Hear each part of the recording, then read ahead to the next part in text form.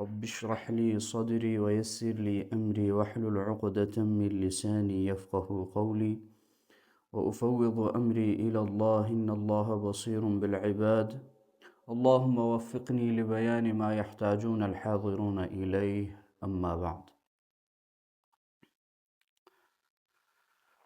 alloh taboraka va taologa hamdu sanolar bo'lsin. Payg'ambarimiz Muhammad Mustafa sallallohu alayhi vasallamga, oliga va ashablariga, ahli baytlariga salot va salomlar aytamiz. Alloh subhanahu va taolo har birlaringizni qadamlariga hasanat, ajrlar nasib qilsin. Xush kelibsizlar. Hurmatli birodarlar, alhamdulillah Allohning fazli karami bilan sahoba ikromning hayotlaridan keyin Xo'p, Imom Buxoriy rahmatullohi alayhi hayotlarini o'qidik. Sahoba ikrom hayotlaridan keyin mazhab imomlarini o'qidik. Undan keyin Imom Buxoriy rahmatullohi alayhini o'qidik. Bugun esa Imom Muslim rahmatullohi alayhining hayotlarini va u kishining hayotlaridan inshaalloh darslar chiqarib o'qiymiz, Alloh nasib qilsa.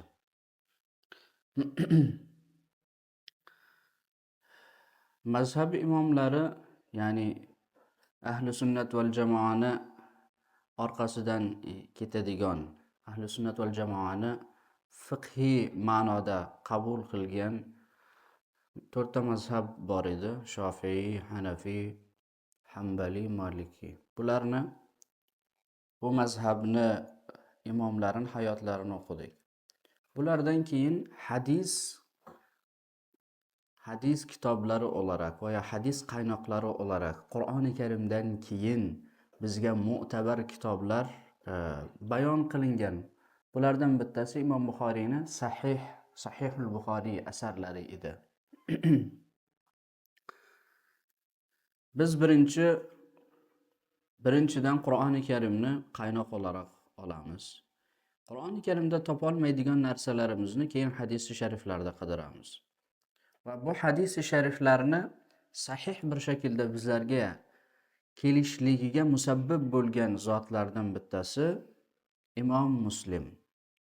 Imom Buxoriy, undan keyin Imom Muslim. Kutubi sitta deb eshitgan bo'lsangizlar kerak. Hadis sohasida kutubi sitta 6 ta kitob degani bo'ladi. 6 kitob: Sahihul Buxoriy, Sahihul Muslim, keyin Ibn Majjaniki bor, keyin Termiziy bor, Abu Davud bor, keyin qaysi qoldi? Nisoiy. Kutubi sitta. Bu hadis kitoblari bular. Bularni biz Qur'ondan keyin qaynoq olarak bu kitoblarni olamiz. Imom Buxoriy va Imom Muslim ikkovlari hadis sohasida, hadis ilmiga juda ham katta xizmat qilgan zotlardan. Hatto bularni ikkalovini biri o'ng qo'l, birini chap qo'l deb olishimiz mumkin. Ya'ni hadis sohasida biri o'ng qo'l, biri chap qo'l. Qanday bir jismga o'ng qo'l, chap qo'l qanday kerak bo'lsa, bu zotlar ham shunday. Hadis ilmida, hadis sohasida bu zotlarning yozgan asarlari shunchalik kerakli. Hatto bu chap qo'l va o'ng qo'l masalasini ozgina orqaga olib ketadigan bo'lsak, Nabiy Karim sallallohu alayhi vasallamning davrlarida payg'ambarimizni o'ng qo'llari va chap qo'llari kimlar bo'lgan? Hazrati Abu Bakr Siddiq va Hazrati Umar bo'lgan. Hatto buni ozgina ochmoqchi bo'lsak, shunday bir hadis ham rivoyat bo'ladi. Payg'ambarimiz sallallohu alayhi vasallam bir kun shunday sahobalar bilan o'tirgan vaqtlarida chaqirdilar. Ayna Abu Bakr dedilar. Abu Bakr qayerda? Hazrati Abu Bakr Siddiq keldilar. Hazrati Abu Bakrni o'ng tomonlariga oldilar. Ayna Umar dedilar. Hazrati Umar keldilar. Hazrati Umarni chap tomonlariga oldilar. Va bu ikkalovlarini qo'llarini ko'tarib shunday aytdilarki, biz qiyomat kunida mana shunday tirilamiz. Mahsharda shunday barobar bo'lamiz, birga bo'lamiz. Ana ub'athu yawmal qiyamati hakaza. Mana shu shaklda qiyomat kunida o'ng tomonimda Abu Bakr, chap tomonimda Umar bo'ladi dedilar va qo'llarini ko'tardilar. Bu qo'llarini ko'targan vaqtlarida Hazrati Abu Bakr bilan Hazrati Umarni narki ikki qo'llari ham bor-ku. Ya'ni ular ham birovlarga qo'llarini uzatadilar. Chunki Hazrati Abu Bakr Hazrati Umar bilan bo'lishlik uchun ularni qo'llaridan tutishlik kerak bo'ladi. Kimlar sahoba ikromlardan albattaki tutganlar bo'ldi.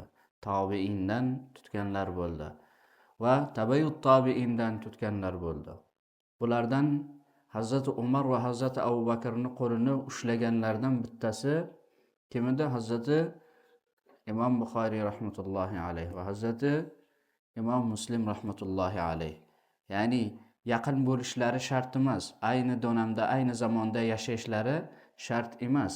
Faqat ularning orqasidan yurishlik, ularning yo'lidan yurishlik ham ularga qo'l berishlik, ularga bay'at qilishlik ma'nosiga keladi. Uni orqasidan keladiganlar, masalan, bizni hozirgi naslimiz, hozirgi dunyomizda ham biz ham ularga qo'l uzatishimiz mumkin. Ya'ni ularni qo'lidan bizni ham tutishimiz mumkin. Shunday qilishimiz kerak. Imom Muslim rahmatullohi alayh juda olim, muttaqi, zohid bir inson edilar. Asl ismlari Abul Husayn Muslim bin al-Hajjaj ismlari. O'zlari Qushayri qabilasiga mansub bo'lganlar. Ba'zi yozarlar Qushayri qabilasini Arab qabilasi deb yozadi. To'g'ri, Arab qabilasi. Bunga nisbatla Hazrati Imom Muslimni Arab deb nomlantiradilar. Lekin asli unaqa emas. Asli Qushayri qabilasi o'zi Arabdir, to'g'ri. Lekin Imom Muslimni shu otalari, ota-bobolari Qushayr qabilasiga qul bo'lgan ekanlar. Qul bo'lgan ekanlar. Keyin bular qaytib keladilar. Qayerga? Nishoburga qaytib keladilar. Nishopur va yo forschasi Nayshopur. Arablar Nishobur deydi. P harfi arabchada yo'q. Bu Eronda Xuroson degan bir shahar bor. O'sha Xuroson shahrining bitta shaharchasi Nishobur shahri. O'sha yerda dunyoga kelganlar. Hijriy 204 va ba'zi kitoblarda esa, ba'zi manbalarda 206 hijriy yilda dunyoga keldilar Imom Muslim. Milodiy olarak 820 veya 821 deb aytiladi. Imom Muslim rahmatullohi alayh u kishini otalari ham mudarris bo'lgan ekanlar. Ya'ni madrasada tadris qiladigan, hadis ilmiga voqif bo'lgan, ilmga voqif bo'lgan insonlar. Imom Muslim rahmatullohi alayh u kishidan birinchi darsni oladilar. Otalaridan. Keyin o'sha Nishoburda yashayotgan qancha muhaddis bor bo'lsa hammasidan dars olganlar. Imom Muslimning ustozlarini taqriban 206 va yo 220 gacha olib boradilar. Shuncha kishidan hadis darsi olganlar va hadis rivoyat qilganlar. Imom Muslim rahmatullohi alayh bu kishining ustozlaridan eng bir 5 ta muhim ustozlari bor. Ulardan bittasi Yahya bin Yahya. Yahya bin Yahya bu kishining hikoyalarini, qissalarini men sizlarga Imom Malikni darslarida aytib berganman. Fil voqeasini eslaysizlarmi? Fil keldi, Madinaga fil keldi degan voqeani. Talabalar hammasi o'tirgan edi. Bir ovoza bo'ladi, fil keldi degan. Hech kim fil ko'rmagan. Madinada Masjid-i Nabaviyda Imom Malik dars berib o'tirgan vaqtlarida bir ovoza bo'ladi, fil keldi deydi. Shunda hamma talabalar turib ketadi. Faqat bitta kishi qolgan bo'ladi u yerda. Unda Imom Malik so'raydilar, shuncha bolalar hammasi ketdi, sen nimaga ketmading desa, u kishi javob beradi, hali yoshi juda ham kichkina, balkim 10, 12, 15. Aytadiki, taqsir deydi, man Andalusdan bo'lga fil ko'rgani kelmadim. Man Andalusdan bo'lga ilm olgani keldim. O'sha Yahya bin Yahya. Ana shu inson Muvatta kitobini rivoyat qilgan kishi. Imom Malikning Muvatta kitoblarini yodlab, kitobga qarab emas, yoddan rivoyat qilgan kishi. Subhanalloh. Muvattoda nechta hadis bor edi? Eslaysizlarmi? 1700 ta hadis bor edi, Allohu a'lam. Shu hadislarni hammasini raviylari bilan birga yodlagan inson Yahya bin Yahya. Bu Imom Muslim rahmatullohi alayhining ustozlari bo'ladi. Va yana bir nechta ustozlari bor. Faqat bu yerda yana ikkita kishidan bahs qilaman. Al-Zuhli degan bir ustozlari bor Imom Muslimning. Zuhli. U kishi ham juda ham kuchli muhaddis bo'lgan. Hadis ilmiga voqif bo'lgan insonlar bu ismlarni yaxshi taniydi. Keyin yana bitta ustozlari bor, u ham kim? Imom Buxoriy rahmatullohi alayh. Imom Buxoriy, Imom Az-Zuhli bular Imom Muslimning ustozlari bo'ladi. Imom Muslim bir ko'p ustozlaridan hadis naql qilingan, bir ko'p ustozlaridan dars olib hadislarni olganlar. Faqat ikkita insondan kitoblarida hadis olmaganlar. Ikki ustozlaridan hadis naql qilmaganlar. Bulardan bittasi Imom Zuhli va yana bittasi Imom Buxoriy. Bu ikkovlaridan kitoblariga hadis olmaganlar. Sabab shuki, u vaqtda Abbosiylar davri edi. Abbosiylar davrida Xalqul Qur'on masalasi bor edi. Oldingi darslarimizda ham o'tdik buni. Xalqul Qur'on masalasida Imom Zuhli, u kishi Qur'onning maxluq bo'lganligini qabul qilar edi. Qur'on maxluqdir.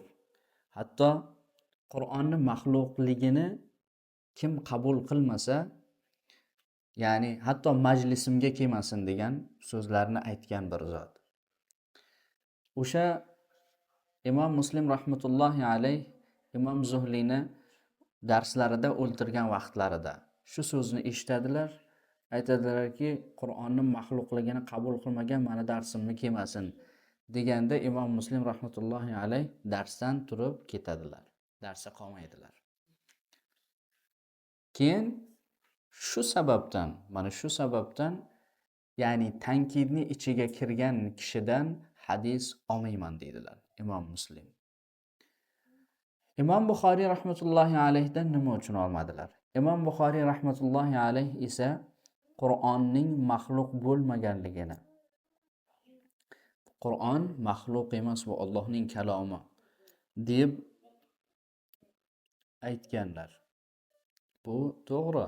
Ahli sunnat val jamoa shunday tushunadi.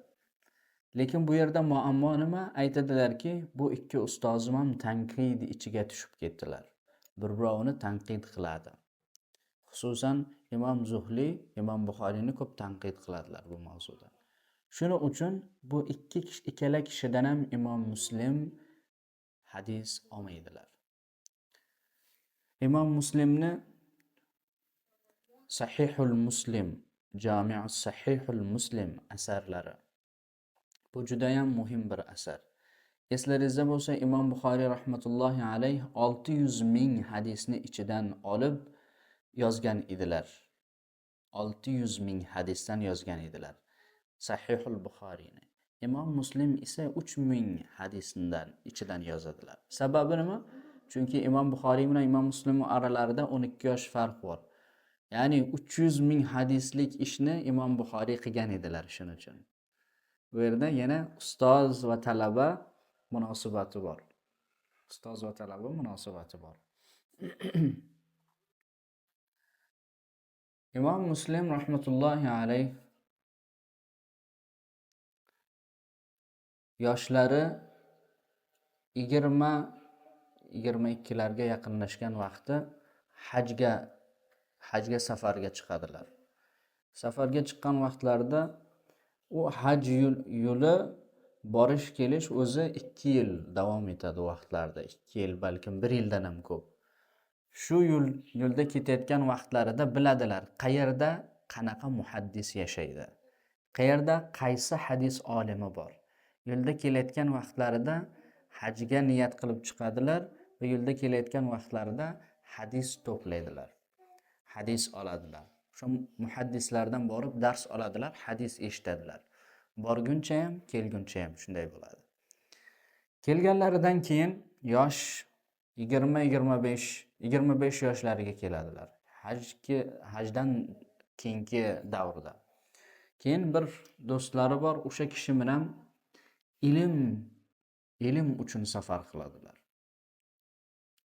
Ilm uchun safar qiladilar. Bu safarda maqsadlari nima bo'ladi? Mana shu kitobni yozishlik. Sahih Muslimni yozishlik bo'ladi. Shahar kezadilar, aylanadilar, boradilar va bu yo'lga chiqqan vaqtlarda, bu safarlarida Bag'dodga boradilar.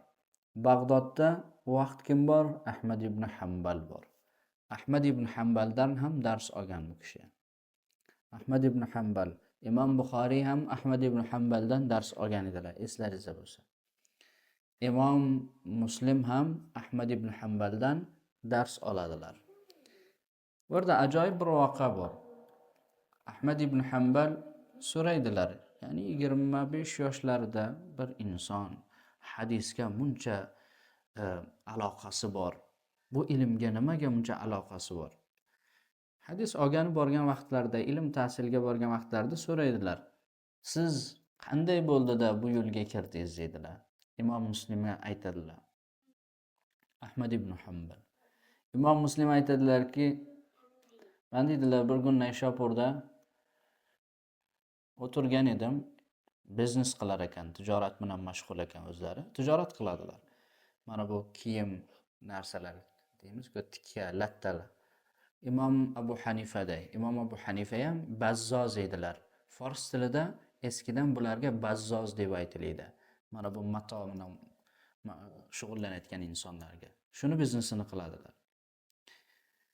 Shu vaqtda bitta inson keldi yonimga, Nayshaburda. Belliki u inson ham hadis ilmiga voqif edi. Men u vaqtda uncha hadis bilmas edim. U keldi, menga bitta hadis aytdi. Bir so'z aytdi. Aytdiki, Rasululloh sallallohu alayhi vasallam, qala Rasululloh sallallohu alayhi vasallam. Shunday deganlar. Nima deganlar? Xayr hasanot, yaxshilik qilgan insonlaringizni sharridan qo'rqinglar. Bu so'zni aytdi. Shuni aytgan vaqtda so'zga tavajjuh qildingizlarmi? Nimaga? Yaxshilik qilgan insonlaringizni sharridan qo'rqinglar. Ya'ni yomonligidan, yaxshilik qilgan insonlaringizni yomonligidan qo'rqinglar. Bu so'zni aytdi va buni hadis deb aytdi. Shunday degan vaqtida men o kishiga aytdimki, buni manbasi nimadir? Qani sanadini menga ayting deganda, o'ziga ko'ra ba'zi sanadlar aytdi. Lekin men buni keyinchalik qidirib ko'rsam, haligi so'z hadis emas ekan. Bu so'z hadis emas ekan, lekin hadis deb aytyapti. Chunki bu so'z shunday Umar bin Abdulazizdan rivoyat qilinadi. Keyin Umar bin Abdulaziz kimdan olgan? Muaviya bin Abu Sufyondan olgan. Ya'ni Umar bin Abdulaziz bilan Hazrat Muaviya o'rtasida 50 yil bor kamida. 50 yil. O'rtada kimlar bor? Kim olib keldi bu so'zni? Ya'ni sanad to'g'ri emas. Sanadda nima bor? Uzilish bor. Hadis ilmida shunaqa diqqat qiladilarki, rivoyat qiladigan odam faloncha, faloncha, faloncha. Ya'ni bir birovni ko'rgan, bir birovdan haqiqatan o'qigan sanad shunday bo'ladi. Bir birovni haqiqatan ko'rgan, o'qigan, u undan rivoyat qilgan, u undan rivoyat qilgan. Bu narsaga juda ham katta ahamiyat beradilar. Agar o'rtada uzuqlik bo'lsa, u qabul qilinmaydi. U zaifdir zotan. Keyin aytadilarki, Imom Muslim Ahmad ibn Hanbalga javob beradilar. Mana shu narsani eshitganimdan keyin o'zimga shunday ahd qildimki, Rasululloh sollallohu alayhi vasallamning hadislarini sahih bir shaklda va sanadlari bilan birga buni ummatga inshaalloh man tarqataman deb shu narsaga qaror berdim. O'shandan keyin hadis yo'lchilik işte boshladi deydi. Ahmad ibn Hanbalga shunday deb javob berdi. Ahmad ibn Hanbal ham bu so'zdan keyin juda ham xursand bo'ladilar. Alhamdulillah dedilar. Ya'ni bu ilmga shunaqa zahmat qiladigan, mehnat qiladigan inson bor ekan deb. Albatta u yerda bir ko'p hadislarni u kishiga o'rgatadilar va rivoyat qilib aytib beradilar.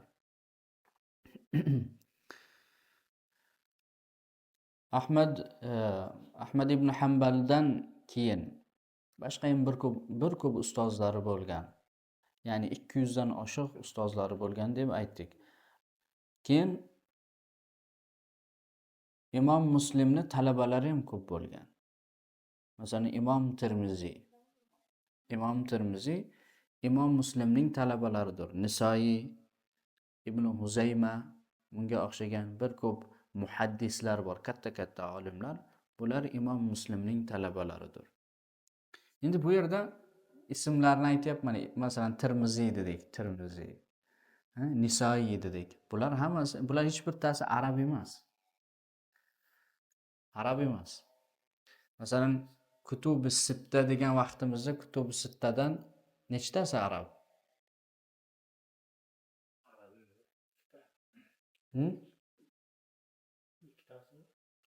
Kim arab? Imom Muslim endi taxminan arab bo'lyaptilar. Yo'q. Fors. Yo'q, qabila arabcha gapiradi-ku.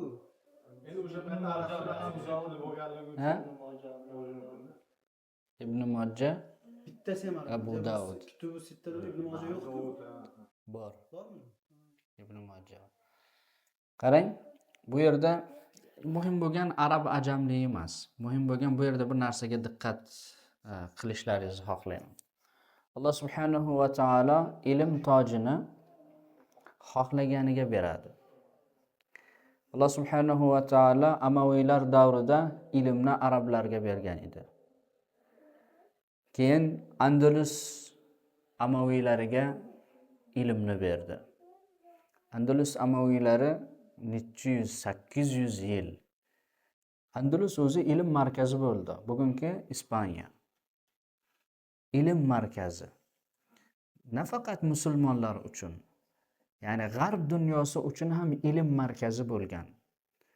Ibn Rushdlar qayerdan chiqdi? Ibn Rushd qayerli? Andalus olimlari. Qiroat sohasida, tafsir sohasida, dunyoviy ilmlar sohasida, falsafa sohasida nimaga desangiz Andalusda bor edi. Ilm nomiga. Alloh subhanahu va taolo bir muddat ularga ilm berdi. Ilm tojini ularga kiydirdi. Amaviylar davrida Alloh subhanahu va taolo arablarga bu ilm tojini kiydirgan edi. Amaviylarda keyin ba'zi muammolar bo'ldi, bilasizlar. Siyosiy muammolar, bu yerdan Mu'tazilalar chiqdi, boshqa fikrlar chiqdi. Bu sababdan qayerdagi fitna bo'lsa, u yerda ilm bo'lmaydi. Qayerda fitna bo'lsa, u yerda ilm bo'lmaydi. U yerdan ilm ko'tarildi. Alloh subhanahu va taolo ilmni kimga berdi? Ilmni O'rta Osiyo, Mavaraun Nahr, Xuroson to'proqlari, Turkiston diyori, artıq nima desangiz, o'sha yerga Alloh subhanahu va taolo ilmni berdi. Yana bitta so'z bor. Alloh aytadiki, bu hadisi qudusiy bo'lishi mumkin va yo so'z ulamolardan so'z bo'lishi mumkin. Ya'ni sanadi ma'lum emas, bilmayman. Shunday bir so'z bor. Alloh dunyoni xohlaganiga beradi. Dunyoni xohlaganiga beradi. Ilmni esa xohlaganga beradi. Qayerda ilm talab qilinsa, Alloh subhanahu va taolo u ilmni beradi. Demakki, o'sha Amaviylardan keyin bizni diyorlarda, u diyorlarda işte turk bo'lsin, forsiy bo'lsin va yo farqli millatdan bo'lsin, Alloh subhanahu va taolo ilm ato qildi. Alloh dinini har shaklda tamomlaydi. Diniga xohlagan insonidan masalan xizmat oladi. Alloh taboraka va taolo xohlagan insonini dinida iqdom qiladi. Bir zamonlar arablar dinga katta xizmat qilar edi. Undan keyin bizni diyorlarimiz dinga katta xizmatlar qildi. Dunyo bo'yicha Buxoro, Samarqand ilm markazlari edi. Hirot Afg'onistonda bo'lgan. Hirot bu yerlar ilm markazi edi. Hindiston ilmni Buxoro, Samarqanddan o'rgandi. Bugungi Devband Hindistonda ilm markazi Devband. Pokistonda Rayvand, bilmayman nima. Juda ham katta madrasalar bor. Bularga ilmni olib kelgan insonlar turk taborlar edi. Alloh subhanahu va taolo ilmni, din xizmatini millatlarga vaqtinchalik omonat qilib beradi. Agar u millatlar bu omonatni yaxshi bir shaklda olib keta olsa, u davom etadi. Agar olib keta olmasa, butparast bo'lgan, otashparast bo'lgan insonlarni islomga kirgizadi va ularga xizmat qildiradi. Bugungi dunyoni qayeriga borsangiz boring. Pokiston, Hindiston, Bangladesh, bu yerdan judayam insonlar, musulmonlar ko'p kelgan va bular qayerga borsa masjid ochadi va dinga xizmat qiladi. Bularni tarixini ozgina orqaga olib borsangiz, 500 yil oldini bular ota-bobasi ko'proq butparast, xo'p, budizm, hinduizm bu narsalarga ishonayotgan insonlar edi. Ammo Alloh subhanahu va taolo shunday aylantirdi, nima qildi? Ularni din xodimi qildi. Chunki Alloh subhanahu va taolo xohlaganiga izzat beradi, xohlaganini zillat beradi. Tu'izzu man tasha'u va tudhillu man tasha' biyadikal khayr innaka ala kulli shay'in qodir. Butun xayrlar uni qo'lida. Xohlaganiga izzat beradi, xohlaganiga zillat beradi. Bir zamonlar din xodimligi bizni tuproqlarimizda edi. Hozir din xodimligi, din bayrog'i, islom bayrog'i boshqa millatlarda. Bu albatta kamchilik qayerdan kelib chiqadi? Balkim bizni o'zimizdan kelib chiqadi. Shuning uchun agar yana ham biz shu xizmatda bardavom bo'lishni xohlayotgan bo'lsak, unda o'zimizni o'zgartirishimiz kerak. Chunki biz o'zimizni o'zgartirmadikcha Alloh bizni o'zgartirmaydi. Innalloha la yughayyiru ma biqawmin hatta yughayyiru ma bi anfusihim. Alloh hech bir qavmni o'zgartirmaydi toki u qavm o'zini o'zgartirmadikcha. Bu yerga qayerdan keldik? Bu yerga ilm mavzusidan. Alloh taolo ilmni oldindan arablarga bergan edi. Undan keyin arab bo'lmagan fors diyorlari, bizlarning diyorlarimizga ilmni berdi.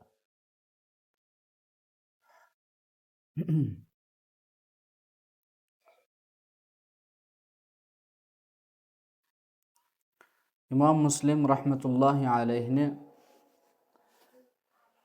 bu rivoyatlarni olayotgan vaqtlarida juda ham ko'p diqqat qiladigan ba'zi xususlar bor. Bulardan bittasi roviylarni ishonchli bo'lishligi va san'atda uzilish bo'lmasligi. Bu narsalarga juda ham katta ahamiyat beradilar. Ikkinchisi esa ilmdan oldin hammani o'rganish kerak bo'lgan narsa adabdir. Adab ilmdan oldin keladi. Qanchayam ilmi bor bo'lsa, agar adab bo'lmasa, u ilmni hech qanaqa foydasi yo'qdir. Imom Muslim rahmatullohi alayh Imom Buxoriyni darslarida ham o'qib o'tdik, qanaqa hurmat qilganlari Imom Buxoriyga qarshi va boshqa ustozlariga, olimlarga qanchalik muaddab bo'lganliklarini oldingi darslarimizda ham o'qib o'tdik.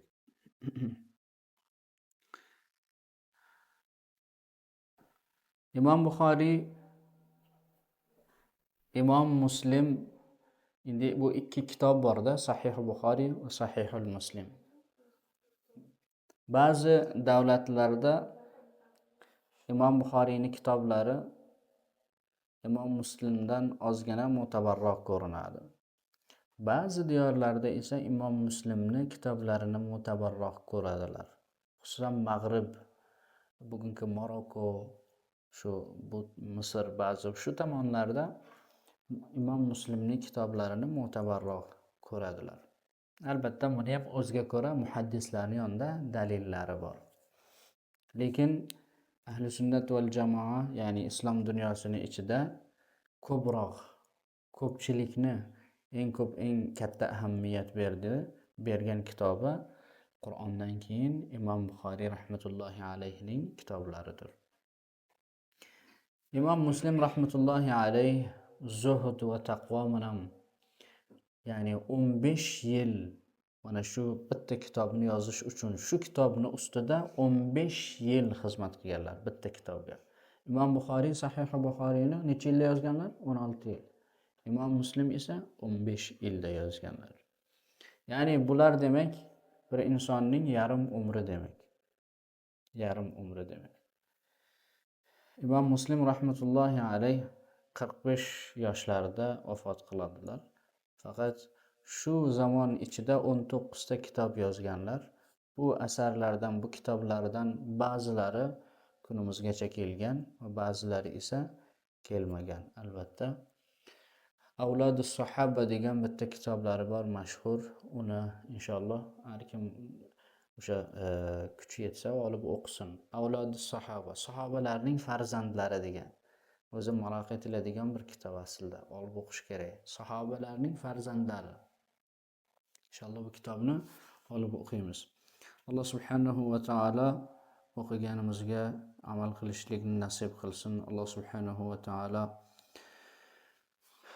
Imom Muslim, Imom Buxoriy rahmatullohi alayhlarga rahmat qilsin. Alloh subhanahu va taolo ularni yo'llarida yurishlikni bizlarga ham nasib qilsin. Alloh subhanahu va taolo samimiy musulmonlardan bo'lishlikni bizlarga nasib qilsin. Zuhd va taqvoda doim qilsin. Gunohlarimizni afv mag'firat qilsin. Va axiru da'wana anil hamdulillahi robbil alamin. Rahmatika ya arhamar